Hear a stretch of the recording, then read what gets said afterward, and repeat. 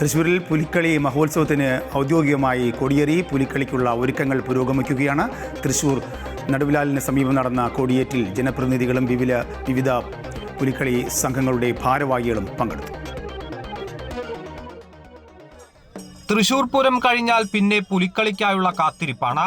കരിമ്പുലിയും പുള്ളിപ്പുലിയും പെൺപുലിയുമെല്ലാം തൃശൂർ നഗരത്തെ വിറപ്പിക്കുന്ന കാഴ്ചയ്ക്കായുള്ള കാത്തിരിപ്പിന് വിരാമമാകാൻ ദിവസങ്ങളുടെ ദൂരം മാത്രം.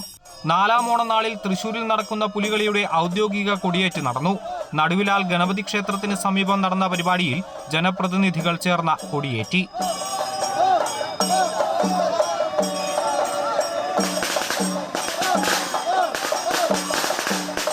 തൃശൂരിന്റെ സ്വകാര്യ അഹങ്കാരമായ പുലികളിക്ക് എല്ലാവരും ഒന്നിച്ച് ഒരേ മനസ്സോടെ നിൽക്കുകയാണെന്ന് രാജൻ പല്ലൻ MLA പറഞ്ഞു. ഏകദേശം 150 വർഷങ്ങൾക്ക് മുമ്പ് തന്നെ തൃശൂർ പട്ടണത്തിലെ പുലിക്കളി മഹോത്സവം നടന്നു പോന്നിരുന്നു. 2014-15 കാലഘട്ടങ്ങളിലാണ് തൃശൂർ കോർപ്പറേഷൻ അത് ഏറ്റെടുത്തത്. കോർപ്പറേഷൻ നേതൃത്വത്തിലാണ് ഇപ്പോൾ പുലിക്കളി മഹോത്സവം നടന്നു വരുന്നത്. Corporation mayor doctor Niji Justin, corporation കൗൺസിലർമാർ തുടങ്ങിയവർ സന്നിഹിതരായി. പുലികളിക്ക് നൽകി വരാറുള്ള ധനസഹായത്തിന്റെ ആദ്യ ഗഡു പുലികളി സംഘങ്ങൾക്ക് ചടങ്ങിൽ വെച്ച് കൈമാറി. ഇത്തവണ 9 പുലിക്കളി സംഘങ്ങളാണ് പങ്കെടുക്കുന്നത്.